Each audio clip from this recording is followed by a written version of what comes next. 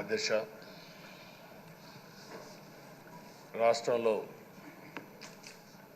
రాష్ట్రంలోనే కాదు తెలుగు రాష్ట్రాల్లో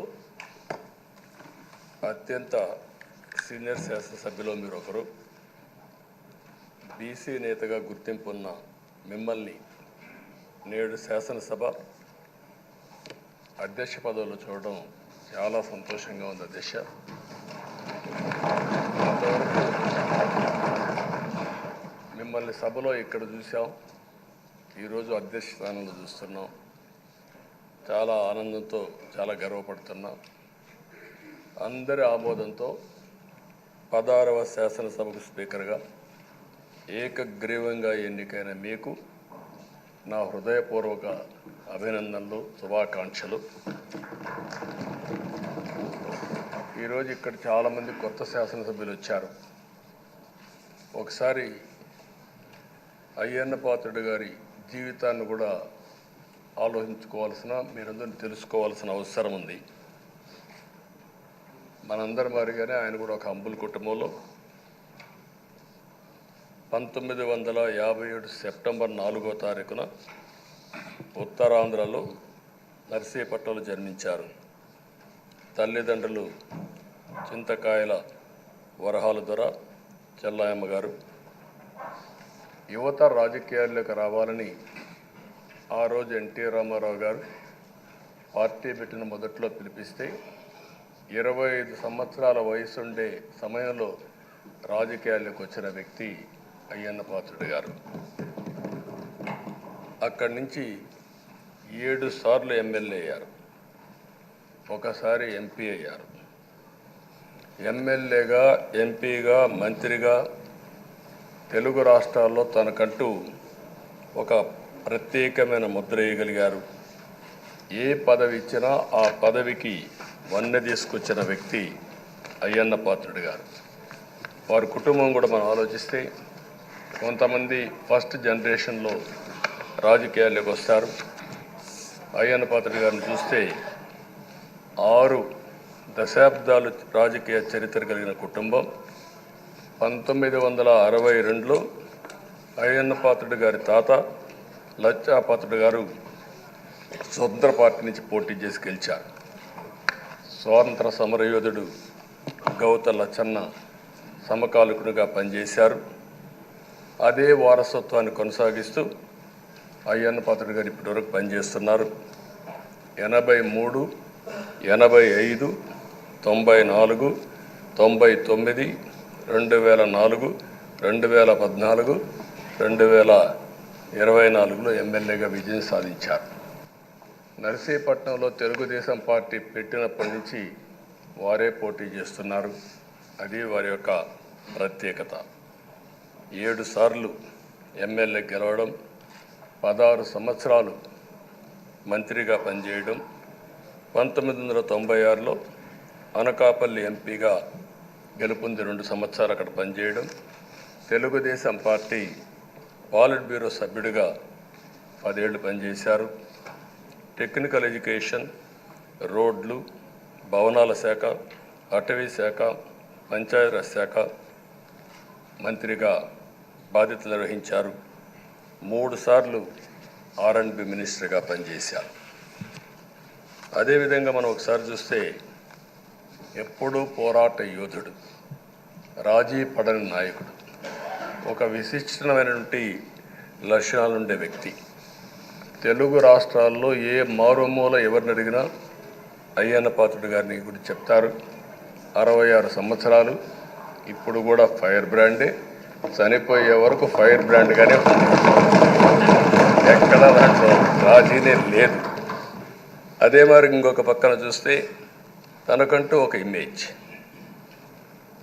అదే సమయంలో లాయల్టీ ఫ్యాక్టరీలో కరుడు గట్టిన పసుపు యోధుడుగా పార్టీలో ఇంతవరకు ఉంటారు, ఎప్పటికీ ఉంటారు. అది ఆయన ప్రత్యేకత. నీతి, నిజాయితీ, నిబద్ధత ఇవన్నీ ఉణికిపుచ్చుకొని రాజకీయం చేశారు. 42 సంవత్సరాలు. ఇప్పుడు చాలామంది ఫస్ట్ టైం వచ్చేవాళ్ళు ఉన్నారు, కొంతమంది రెండోసారి వచ్చేవాళ్ళు ఉన్నారు. 42 సంవత్సరాలు ఒక నియోజకవర్గం అంటిపెట్టుకుని నర్చర్ చేసి 7 సార్లు గెలవడం అనేది ఒక అరుదైన అనుభవం. చాలామందికి 2-3 సార్లుగా ఫెట్టెక్కి వస్తుంది. అక్కడి నుంచి మనుషులు మారిపోతూ ఉంటాం. అలాంటి సందర్భంలో ఎప్పుడు కూడా రాజీ పడకుండా పనిచేశారు. 42 సంవత్సరాలుగా పసుపు జెండాను మోస్తూనే ఉన్నారు. పార్టీని కన్న తల్లిగా భావించే నాయకుడు, పోరాట యోధుడు. ఎప్పుడు కూడా రాష్ట్రంలో అభివృద్ధి చేయడమే కాకుండా ఉత్తరాంధ్ర అభివృద్ధి కోసం, ప్రత్యేకంగా విశాఖపట్నం అభివృద్ధి కోసం ఎనలేని కృషి చేసిన నాయకుడు అయ్యన్న పాత్రుడు గారని చెప్పి కూడా నేను మీకు తెలియజేస్తున్నాను. ఇంకొక పక్కన ఉత్తరాంధ్ర సుజల స్రవంతి, విశాఖపట్నం, విజయనగరం, శ్రీకాకుళం నీళ్లు కావాలి, గోదావరి నీళ్లు రావాలి, ఆ ప్రాంతం కూడా బాగుపడాలి, మా కరువు ప్రాంతానికి నీళ్లు కావాలని వెనకబడి క్యాబినెట్ మినిస్టర్గా దాన్ని శాంక్షన్ చేయించిన వ్యక్తి అయ్యన్న పాత్రుడు గారు. దానికి మనస్ఫూర్తిగా అభినందిస్తున్నాను. అందరికి కూడా కష్టాలు వస్తూ ఉంటాయి. ఆయన రాజకీయ జీవితంలో ఎప్పుడూ పడనటువంటి ఇబ్బందులు గత 5 సంవత్సరాలు పడ్డాడు. మామూలుగా కూడా కాదు. తన ఇంట్లోకి 100 మంది పోలీసులు పంపించారు. గోడలు పగలగొట్టారు. రాత్రిపూట భయంకరమైన వాతావరణాన్ని క్రియేట్ చేశారు. ఒక స్టేషన్లో కాదు, అనేక పోలీస్ స్టేషన్లో కేసులు పెట్టారు. రాత్రుల్లో దేశపోయి స్టేషన్ టు స్టేషన్ తిప్పారు. ఎక్కడా భయపడలా, ధైర్యంగా ఉన్నాడు. 23 కేసులు పెట్టారు. అందులో దగ్గర 10 కేసులు ఒక సిఐడిని పెట్టారు. అయితే రాజీ లేని పోరాటం చేసి మనోనిబ్బరంతో ముందుకు పోయిన వ్యక్తి. కడాన మనందరం గుర్తుపెట్టుకోవాల్సింది 60 సంవత్సరాలు, 62-63 సంవత్సరాలు ఉండే వ్యక్తి పైన అత్యాచారం కేసు కూడా పెట్టారు. ఇవన్నీ కాకుండా అంటే ఎలాంటి పాలకులు ఉన్నారు, ఎలాంటి జరుగుతాయి అనేదానికి ఒక ఉదాహరణ ఇవన్నీ జరిగాయి. అయితే ఒక్క విషయం ఉండే సభ్యులందరికీ విజ్ఞప్తి చేస్తున్నాను. ప్రతి ఒక్క నాయకుడిలో కూడా ఒక స్ఫూర్తిదాయకమైన సంఘటనలు ఉంటాయి. అందుకే ఇన్నిసార్లు గెలుస్తారు. అలాంటి మన అయ్యన్న పాత్రుడు గారిలో ఉండే మంచి పాజిటివ్ పాయింట్స్ అన్నీ కూడా మీరు కూడా ఆలోచించుకోవాల్సిన అవసరం ఉంది. ఒక వ్యక్తి చట్టసభకు రావడం ఒక అరుదైన గౌరవం. ఇది ఒక అవకాశం. కొన్ని లక్షల మందిలో ఆ అవకాశం మనకు వస్తుంది. ఆ అవకాశంతోనే మనం అందరం ఇక్కడికి వచ్చాం. అయితే మనం అందరం గుర్తుపెట్టుకోవాల్సింది, మనల్ని ఎంపిక చేసిన ప్రజలకి ఏం చేయాలి, తాత్కాలికంగా ఏం చేయాలి, ఒక టైం బౌండ్ ప్రోగ్రాంలో ఏం చేయగలుగుతాం, దీర్ఘకాలంలో ఏం చేయగలుగుతామో మనం అందరం ఆలోచించుకొని అలాంటి సమస్యల్ని పరిష్కారం చేయాల్సిన బాధ్యత మనందరి పైన ఉంది. అంతేకాకుండా ఈరోజు ఎక్కుండే ఎమ్మెల్యేలందరినీ కోరుతున్నాం, మనందరి పైన ఒక పవిత్రమైన ఉన్నతమైన బాధ్యతని తెలుసుకొని నడవాల్సిన అవసరం ఉంది. చట్టసభల్లో సభ్యుల ప్రవర్తన, వ్యాఖ్యలు, చర్చలు, మనం ఏదో ఇక్కడ అపోజిషన్ ఉంటే అపోజిషన్కే జవాబుదారితనం, వాళ్ళ మీద మాట్లాడాలనే ఆలోచన కాకుండా మనం మాట్లాడే విషయాలు రాష్ట్రం మొత్తం ప్రజలంతా వాచ్ చేస్తూ ఉంటారు. మీ నియోజకవర్గంలో ఉండే ప్రజానీకం వాచ్ చేస్తారు, రాష్ట్రమంతా వాచ్ చేస్తారు. ఒక సభ్యుడిగా మీరు సమర్థవంతంగా పనిచేస్తే ఎక్కడ లేని గౌరవం వస్తుంది. దానికి మనందరం కృషి చేయాల్సిన అవసరం ఉంది. అయితే ఓసారి బాధేస్తుంది, గడిచిన 5 సంవత్సరాలు శాసనసభ అంటే చాలా భిన్నంగా నడిచింది. ఎంతో పవిత్రమైన శాసనసభను గత ప్రభుత్వం ఒక వికృతమైన పోకడలు, నీచ రాజకీయాలు, వ్యక్తిత్వ హననానికి ఒక వేదికగా చేశారు. ఇదే అసెంబ్లీలో దూషణలు, బూతులు, విక్కరింతలు, కక్ష సాధింపులు, మైకు లేకుండా పోవడం ఒకటి కాదు, చాలా సమస్యలు వచ్చాయి. అదే సమయంలో ఫస్ట్ టైం వచ్చిన ఎమ్మెల్యే బాధ్యతారాహిత్యంగా 6-7 సార్లు గెలిచిన ఎమ్మెల్యేలని వెక్కిరించడం, బూతులు తిట్టడం, చాలా వల్గర్గా ప్రవర్తించే పరిస్థితికి వచ్చారు. ఆ రోజు ప్రభుత్వం యొక్క వైఫల్యాల్ని క్వశ్చన్ చేస్తే వాళ్ళపైన సభలోనే దాడి చేయడం, నీచంగా మాట్లాడడం, వాళ్ళ మనోభావాలు దెబ్బతీయడం, ఇవన్నీ చేసే పరిస్థితికి వచ్చారు. ఇక్కడుండే నాయకులు నేను చూశాను. ఆ రోజు తెలుగుదేశం పార్టీ 23 మంది గెలిచాం. జనసేన లేరు, బీజేపీ లేరు. కానీ ఆ 23 మందిని గెలిచినాక ఇదే అసెంబ్లీకి వస్తే వాళ్ళు ప్రవర్తించిన తీరు మీరు చూస్తే చాలా బాధాకరంగా ఆ రోజు పనిచేసే పరిస్థితికి వచ్చారు. ఆ రోజు ఒక్క విషయం మీరు చూస్తే, నేను కూడా ఇదే హౌస్లో చాలా బాధపడిన సందర్భం రోజు ఉంది. మెంబర్స్ అందరం ఉన్నాం. నన్ను గురించి, నా కుటుంబాన్ని గురించి ఇష్టానుసారంగా మాట్లాడితే కనీసం యాక్షన్ తీసుకోవడానికి నాకు మైక్ ఇవ్వమని అడిగాను. మేము నిరసన తెలియజేసి ఎడతామని మైక్ అడిగితే మైక్ ఇవ్వలేదు. ఇవ్వకుండా మీరు చూస్తే మామూలు సంఘటన కాదు. ఆ రోజు నేను ఒక మాట చెప్పాను, ఇది గౌరవ సభ కాదు, మీరు నాకు మైక్ కూడా ఇవ్వడం లేదు. మైక్ ఇవ్వకపోయినా నేను స్టేట్మెంట్ ఇవ్వాలి కాబట్టి ఇచ్చేడతాను రికార్డు కోసం అని చెప్పి గట్టిగా లేచి ఇదే సీట్లో కూర్చొని ఆ రోజు నేను చెప్పింది అదే వర్డ్స్ మీకు రిపీట్ చేస్తున్నాను. నేను స్టేట్మెంట్ ఇవ్వాలనుకున్నాను, మీరు మైక్ ఇవ్వకుండా చేశారు. అయినా నాకు బాధ లేదు. మళ్ళీ చెప్తున్నా, ముఖ్యమంత్రిగానే ఈ హౌస్కు వస్తాను తప్ప అదర్వైజ్ రాజకీయాలు అవసరం లేదు. ఇది ఒక గౌరవ సభ కాదు. ఇలాంటి గౌరవ సభలో నేనుండనని మరొక్కసారి చెప్తూ మీకు నమస్కారం. ప్రజలకు విజ్ఞప్తి చేస్తున్నా, నా అవమానం మీరు అందరూ అర్థం చేసుకొని నిండు మనసుతో ఆశీర్వదించాలని కోరుతూ ఈ సభ నుంచి వాకౌట్ చేస్తున్నానని చెప్పి వాకౌట్ చేసి బయట ప్రెస్ కాన్ఫరెన్స్ పెట్టాను. ఎందుకు ఈ విషయం చెప్తున్నానంటే, నా జీవితంలో ఇది 9వసారి నేను ఎమ్మెల్యే. ఈ రాష్ట్రంలో తెలుగు జాతిలో నాకు వచ్చిన అవకాశాలు ఏ నాయకుడికి రాలేదు. 14 సంవత్సరాలు ముఖ్యమంత్రిగా పనిచేశాను. ఇప్పుడు మళ్ళీ ముఖ్యమంత్రి అయ్యాను. 15 సంవత్సరాల పొజిషన్ పార్టీ లీడర్గా పనిచేశాను. కానీ తిరుపతిలో నా పైన దాడి జరిగింది. 24 క్లేమోర్ మైన్స్ నా మీద బ్లాస్ట్ చేశారు. ఆ రోజు కూడా నా కళ్ళలో నీళ్ళు రాలేదు. మొట్టమొదటిసారిగా ఎలాంటి సంబంధం లేని నా సతీమణి పైన ఆరోపణలు చేశారు. ఆ ఒక్కరిపైన కాదు, ఈ రాష్ట్రంలో ఆడపడుచులందరిపైన, గౌరవంగా బ్రతికే ఆడబిడ్డలందరినీ అవమానం చేయడం, సోషల్ మీడియాలో పెట్టడం, క్యారెక్టర్ అసాసినేషన్ చేయడం, ఇలాంటి చాలా సంఘటనలు జరిగాయి. దానికి పరాకాష్ఠగా మరో శాసనసభ్యులు కానీ, కొంతమంది అయితే భవానీ శాసన సభలో సభ్యురాలుగా ఉండి ఎన్నో పోస్టింగ్స్ పెట్టే పరిస్థితికి వచ్చారు.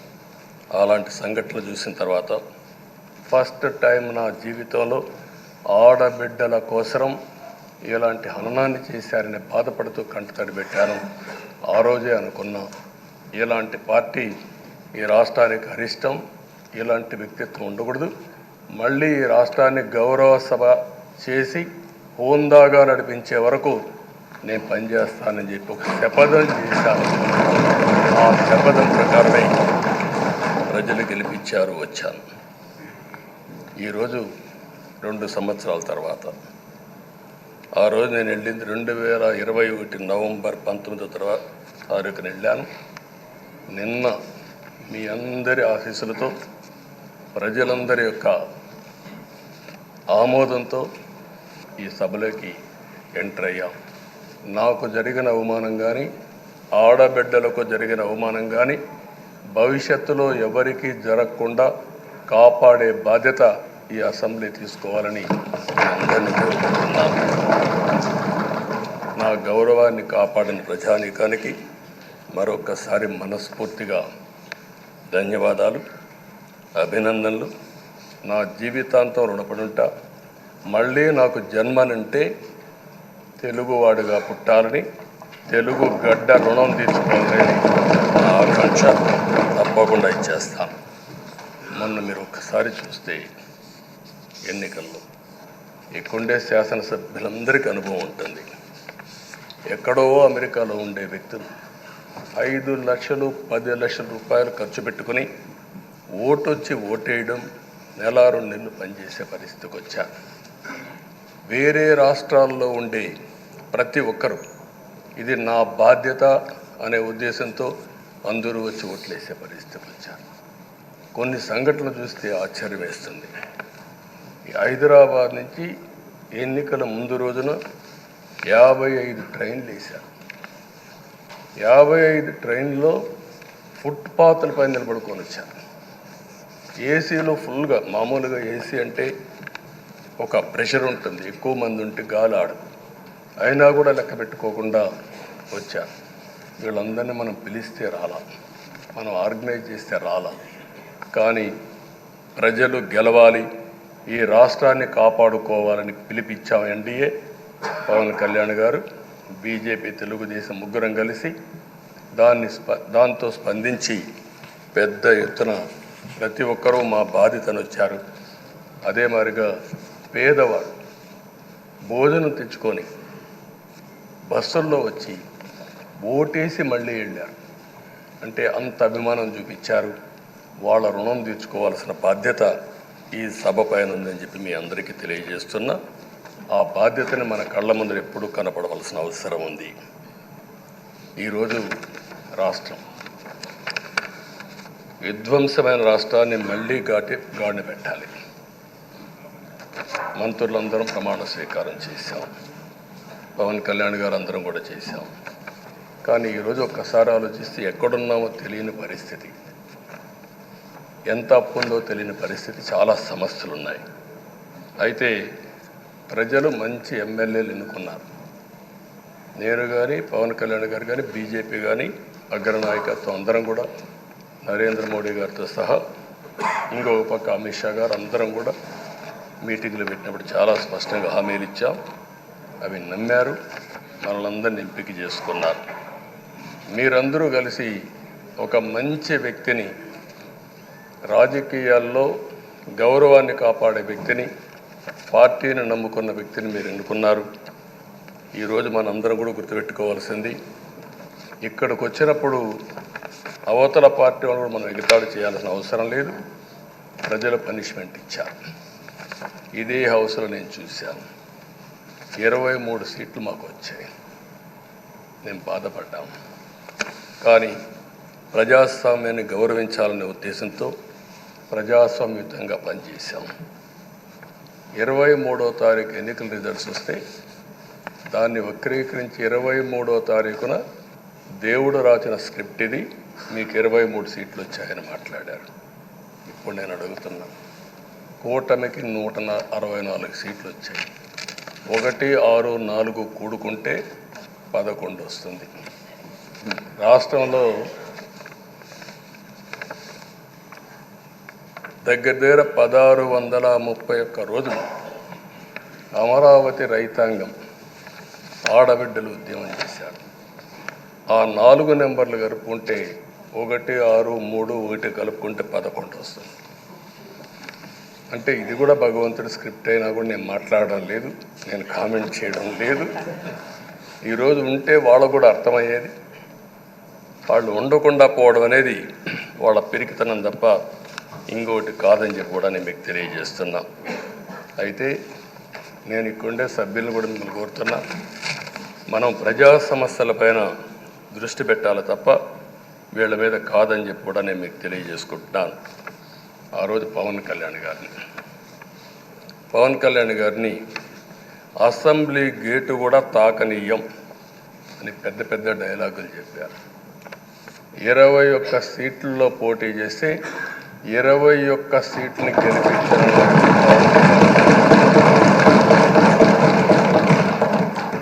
వైనాట్ 175 అని చెప్పి 11 కూడా తెచ్చుకోలేని నాయకత్వం. అంటే ఏ విధంగా మాట్లాడారు అనేదానికి ఇది ఒక ఉదాహరణ. ఆ రోజు పవన్ కళ్యాణ్ గారు చాలాసార్లు, నేను కూడా అన్నాను, బయట చాలామంది అభినందించారు. ఎక్కడ తగ్గాలో తగ్గడం, ఎక్కడ గెలవాలనో గెలవడం నేర్చిన వ్యక్తి పవన్ కళ్యాణ్ గారు. దానికి మనస్ఫూర్తిగా అభినందిస్తున్నాను. ఈరోజు మనందరం కూడా గుర్తుపెట్టుకోవాల్సింది, రాజకీయాల్లో సుదీర్ఘమైన రాజకీయాల్లో నేను ఉన్నాను. మొత్తం కలిసి 16వ సభ. మీ అందరికంటే సీనియర్ మోస్ట్ నేను. 8 + 1 9వసారి. అంటే 16 సభల్లో 16వ సభ 9 సభల్లో ఉన్నాను. అంటే అన్ని సభలను చూశాను. నా జీవితంలో ఎప్పుడూ చూడని సభ మొన్న జరిగిన సభ, 15వ శాసనసభ. కానీ ఇప్పుడు నేను కోరుకునేది మీ దగ్గర నుంచి, అది ఒక చెడు సభ కింద, ఒక కౌరవ సభ కింద మనం భావించాం. కానీ అత్యున్నతమైన సభగా 16వ శాసనసభని నిర్వహించే బాధ్యత మనందరిపైన ఉంది. గౌరవప్రదంగా నిర్వహించాలి. అదే సమయంలో ఇక్కడుండే ప్రతిపక్షాల దృష్టిలో పెట్టుకొని కాదు, 24 గంటలు మనం ప్రజలతో ఉండాలి. ప్రజాప్రభుత్వంగా ప్రజలకు జవాబుదారితనంగా ఉండాల్సిందిగా నేను మిమ్మల్ని అందరినీ కోరుకుంటున్నా. ఈరోజు మనందరికీ అధికారం ఇవ్వడం కాదు, అతి ముఖ్యమైన బాధ్యత ఇచ్చారు. ఈ రాష్ట్రాన్ని మళ్ళీ ఘాటున పెట్టమని మనతో మాట్లాడారు, మనకు చెప్పారు. ఎప్పుడు కూడా నేను ఒకటే భావిస్తాను, ప్రజా జీవితాలను మార్చే శక్తి ప్రభుత్వ విధానాలకు ఉంటుంది. ఆ ప్రభుత్వ విధానాలకు రూపకల్పన చేసే సభ ఈ చట్టసభ. ఈ విషయం ప్రతి ఒక్కరూ గుర్తుపెట్టుకోవాల్సిన అవసరం ఉంది. ఈరోజు మనం చేసే పని, ఈరోజు ప్రజల భవిష్యత్తే కాకుండా భావితరాల భవిష్యత్తు కూడా నిర్ణయిస్తుంది. ఈరోజు భారతదేశం 91లో ఆర్థిక సంస్కరణలు వచ్చాయి. ఒక తెలుగు బిడ్డ పివి నరసింహరావు గారు ఆర్థిక సంస్కరణలు ప్రవేశపెట్టారు. ఈరోజు భారతదేశం ముందు చాలా వరకు అభివృద్ధి అయ్యే పరిస్థితి వచ్చింది. ఆయన ప్రవేశపెట్టిన ఆర్థిక సంస్కరణను నేను ఆదర్శంగా తీసుకొని ఆ రోజు ఉమ్మడి ఆంధ్రప్రదేశ్లో అనేక పాలసీలు తీసుకొచ్చాం, సంస్కరణలు తీసుకొచ్చాం. ఐటీ, విద్య, పాలనా రంగం, ఇన్ఫ్రాస్ట్రక్చర్, ఇవన్నీ మనం తీసుకొచ్చాం. ఎన్నో డికేడ్స్ కాదు, 25 సంవత్సరాల్లో దాని యొక్క ప్రభావం మనం అందరి ముందు కనపడుస్తుంది. ఈరోజు హైదరాబాద్ నగరం వన్ ఆఫ్ ది బెస్ట్ సిటీగా ఉందంటే 25 ఏళ్లకు మనకు తీసుకున్న నిర్ణయాలే కారణం. ఈరోజు నేను అందరినీ ఒకటే కోరుతున్నా, మీ అందరినీ, ఈరోజు భారతదేశం 5వ అతిపెద్ద ఆర్థిక వ్యవస్థ. ఇంకొక 4-5 సంవత్సరాల్లో ఎన్డీఏ ఆధ్వర్యంలో 3వ అతిపెద్ద ఆర్థిక వ్యవస్థగా తయారవుతుంది. 2047 వికసిత్ భారత్ ఎన్డీఏ నరేంద్ర మోడీ గారి కల అయితే, వికసిత్ ఆంధ్రప్రదేశ్ మనందరి కల కావాల్సిన అవసరం ఉంది. నాకు ఏమాత్రం అనుమానం లేదు, భారతదేశం ప్రపంచంలో అగ్రస్థానానికి వెళ్తాం. నెంబర్ 1 కానీ నెంబర్ 2 కానీ ఉంటాం. అదే సమయంలో మనందరి ఆశయం, మనం చేసే చట్టాలన్నీ కూడా తెలుగువారు ప్రపంచంలోని నెంబర్ 1గా ఉండాలని, ఆంధ్రప్రదేశ్ని జీరో పావర్టీ స్టేట్గా తయారు చేసి ఆర్థిక అసమానతలు తగ్గించే విధానానికి ఈ సభ శ్రీకారం చుట్టాలని కోరుకుంటూ, దానికి అయ్యన్న పాత్రుడు గారి అధ్యక్షతన మనం ముందుకు పోవాలని చెప్పి మనస్ఫూర్తిగా కోరుకుంటున్నాను. ఇంకొక పక్క ఈరోజు మీరందరూ కూడా గుర్తుపెట్టుకోవాల్సింది, ఈ సభలో దూషణలు, వెకిలి చేష్టలు అవి కాకుండా ఉందాతనంతో ప్రతి ఒక్కరం కూడా ముందుకు పోయే విధంగా కార్యక్రమాన్ని తీసుకుపోవాల్సిందిగా నేను కోరుతున్నాను. 16 సభలు మనం చూసాం. ఈ 16 సభలు మీరు చూస్తే ఆంధ్రప్రదేశ్ శాసనసభ హేమీలు వచ్చారు.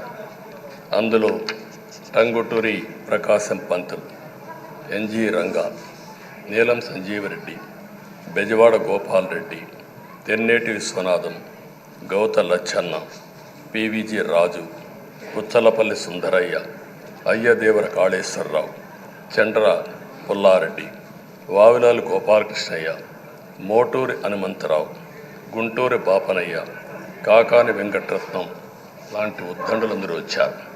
వీళ్ళు కాకుండా పివి నరసింహారావు ఈ రాష్ట్రంలోని పుట్టి కేంద్రం నుంచి ఆర్థిక సంస్కరణలు తీసుకొచ్చారు. ఇంకో పక్కన ఎన్టీ రామారావు గారు, ఒక చరిత్ర సృష్టించిన యుగ పురుషుడు ఎన్టీ రామారావు గారు. వీళ్ళందరూ మనకు ఆదర్శం కావాలని మనస్ఫూర్తిగా కోరుకుంటున్నాను. అందుకని ఈరోజు ఒక పక్కన చూస్తే చట్టసభల విలువ తెలిసిన వ్యక్తి అయ్యన్న పాత్రుడు గారు. అనేక సందర్భాల్లో ఒక్కోసారి ఆవేశాలు మెంబర్లో వచ్చాయి. అవన్నిట్లో మీరు కూడా భాగస్వాములుగా ఉన్నారు. కానీ ఈరోజు నేను కోరుకునేది మీ ఆధ్వర్యంలో రాజ్యాంగ స్ఫూర్తి నిలుస్తుందని, ప్రజాస్వామ్యాన్ని కాపాడతారని, ఈ సభ హోందాగా నడుస్తుందని దాంట్లో నాకు ఏమాత్రం అనుమానం లేదు. ఆ నమ్మకం ఉంది. దానికి మరొక్కసారి మీ యొక్క ఆధ్వర్యంలో భగవంతుడు అన్ని విధాల మీకు ఆ శక్తినివ్వాలని, తప్పకుండా ఈ అసెంబ్లీ సెషన్స్లో ఈ 5 ఏళ్లలో రాష్ట్రానికి కొన్ని సమస్యలు ఉన్నాయి. వాటి మీద ఎక్కువ మనం ఫోకస్ పెట్టాల్సిన అవసరం ఉంది. రాజధాని కట్టుకోవాలి, పోలవరం పూర్తి చేసుకోవాలి, నదుల అనుసంధానం చేసుకోవాలి, పెట్టుబడులు రావాలి, మౌలిక సదుపాయాలు కలిగించాలి, బీసీలకు, బడుగు బలహీన వర్గాలకు న్యాయం చేయాలి. ఏది చేసినా పేదవాళ్ళ దృష్టిలో పెట్టుకొని ఈ అసెంబ్లీ చేసేటప్పుడు మీ అపారమైన అనుభవాన్ని మీరు ఉపయోగించుకొని ఈ సభను సక్రమైన దారిలో నడిపించడానికి మీరు దోహదం చేయాల్సిందిగా మిమ్మల్ని అందరినీ కోరుకుంటూ, ఈరోజు మీరేసే మీ ఆధ్వర్యంలో జరిగే చర్చలు 2047కి తెలుగు జాతి ప్రపంచంలోనే నెంబర్ 1గా ఉండడానికి, ఈ రాష్ట్రంలో పేదరికం లేని సమాజాన్ని నిర్మాణం చేయడానికి, ఆర్థిక అసమానతలు తగ్గించే దిశగా మన ప్రయాణం సాగడానికి పూర్తిగా మీ ఆధ్వర్యంలో సాగాలని చెప్పి కోరుకుంటూ, మరొక్కసారి మీకు భగవంతుడు అన్ని విధాల ఆయురారోగ్యాలు ఇచ్చి ఈ సభను సుజావుగా నడిపించే కార్యక్రమానికి శ్రీకారం చుట్టాలని కోరుకుంటూ మీకు నమస్కారం తెలియజేస్తున్నాను. పెద్దలు గౌరవనీయులు పవన్ కళ్యాణ్ గారిని మాట్లాడవలసిన కోరుతున్నాను.